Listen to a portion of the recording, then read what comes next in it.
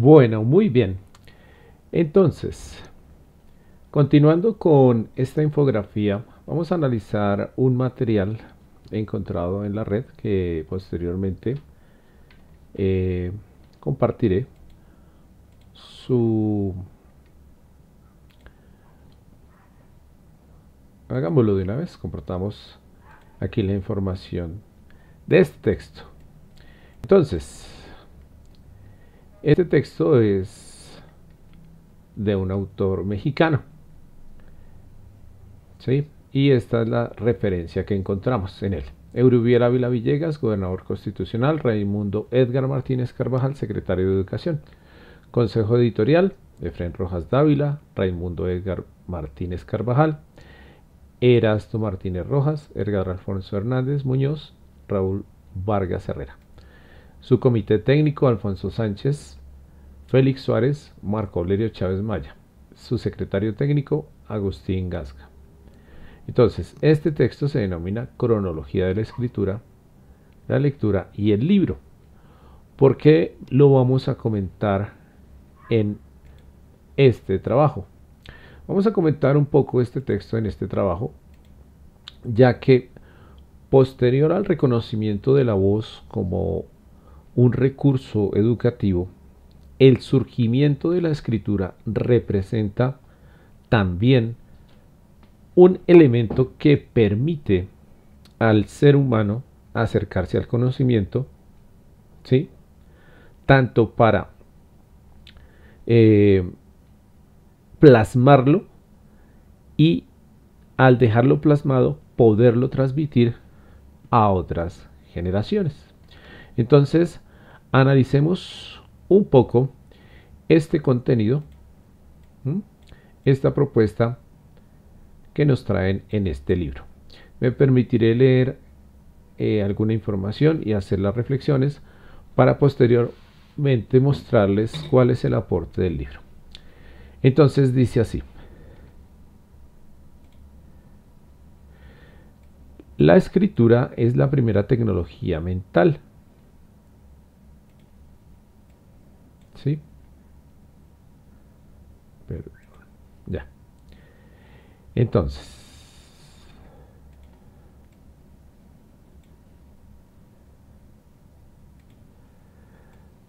ya tengo el que es.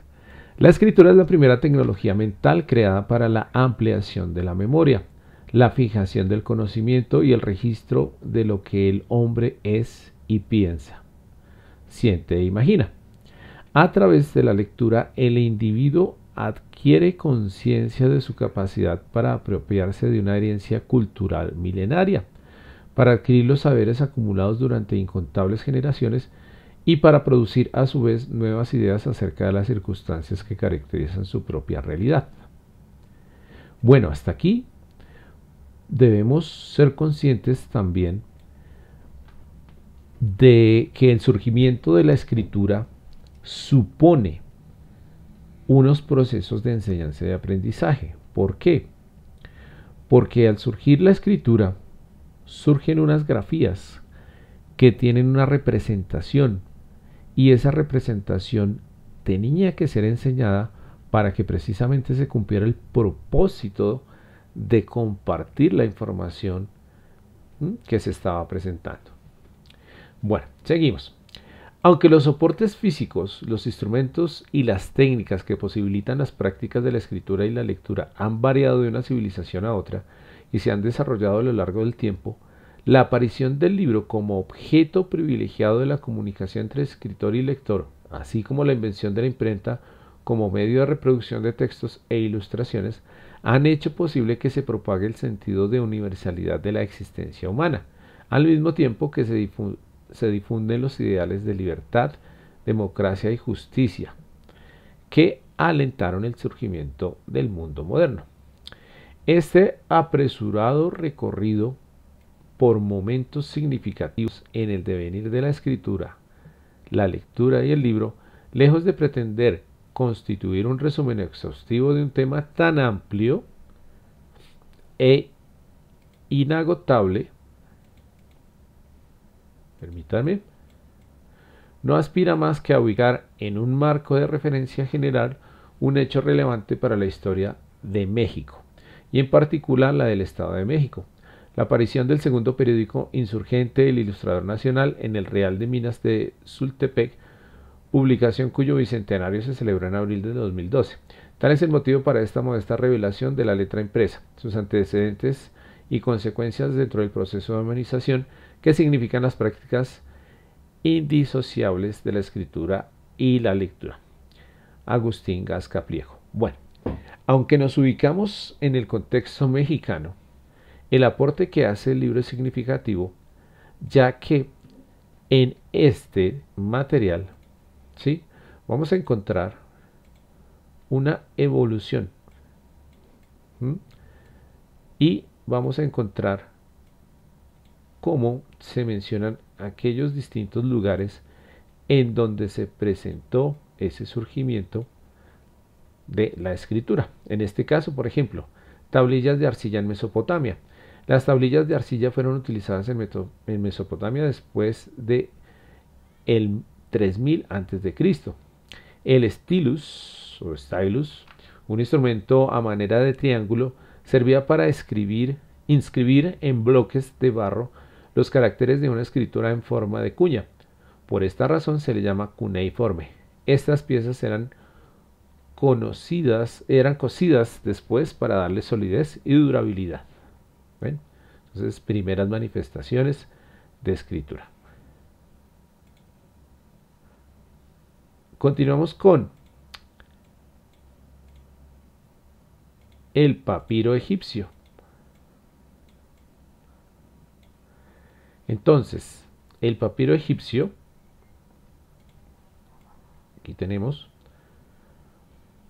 como soporte de escritura desde 1800 a.C., los egipcios usaron el papiro, planta abundante a orillas del Nilo, seccionaban su corteza en finas láminas y las colocaban en bandas cruzadas. Al secarse la savia servía como pegamento. Luego se blanqueaba y pulía la superficie.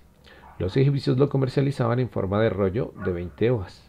El término volumen se refiere al acto de enrollar o envolver un papiro. Entonces, en estos papiros, ¿sí?, se consignaba por medio de caracteres información que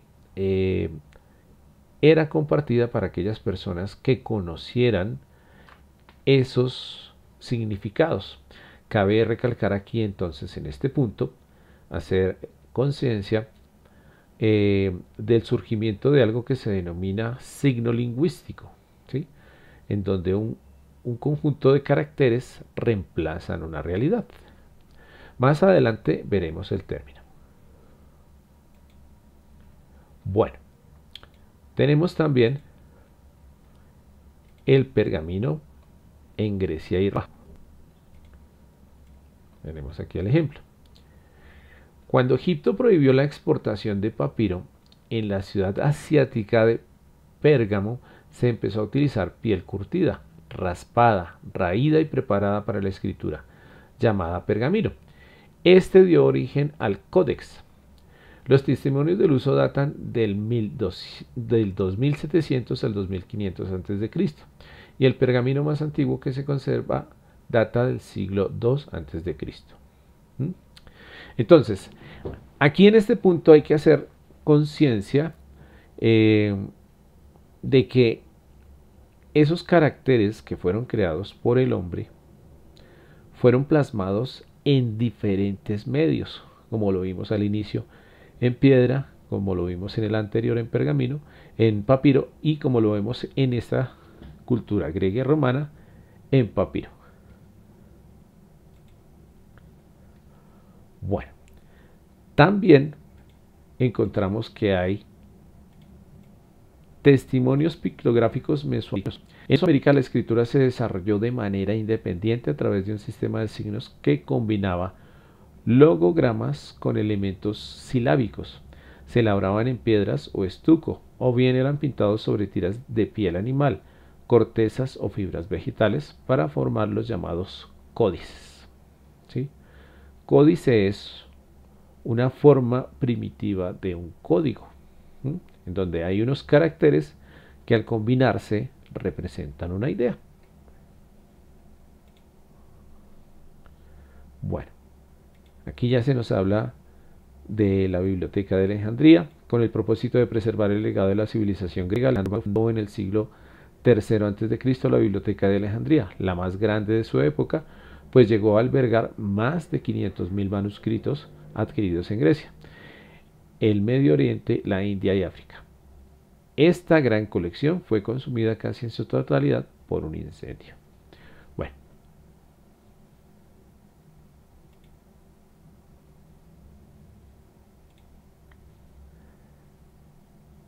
Y posteriormente tenemos la invención del papel en China. Entonces, la invención del papel a principios del siglo II a.C. se atribuye a Zhao Lun. Desde un siglo atrás se elaboraban hojas de seda y lino para envolver objetos, pero este funcionario promovió el uso de fibras vegetales más compactas y ligeras que permitían la escritura con tinta. Entonces, aquí tenemos el ejemplo. ¿Sí? Caracteres chinos sobre papel de arroz. Bueno, para finalizar en esta parte vamos a mencionar que el surgimiento de la escritura representa dos características esenciales de lo que se denomina el signo lingüístico. ¿Sí? Por un lado tenemos lo que se denomina convencionalidad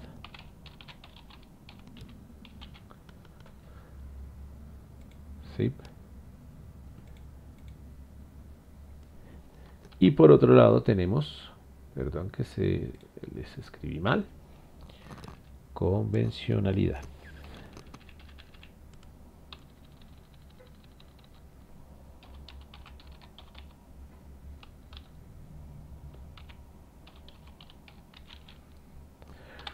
Y por otro lado tenemos arbitrariedad.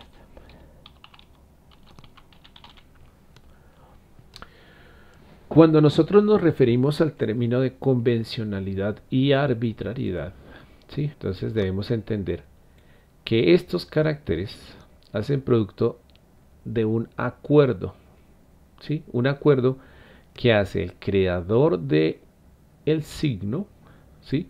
Con aquella persona que finalmente lo lee.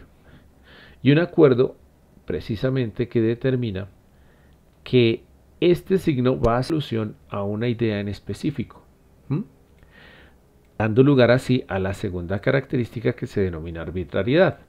¿Qué es arbitrario? Precisamente referencia a una realidad empleando unos signos que no tienen una relación directa con él. Entonces, hasta aquí espero que esta información esté siendo provechosa y que esté siendo entendida y disfrutada por ustedes. Continuemos con esta infografía.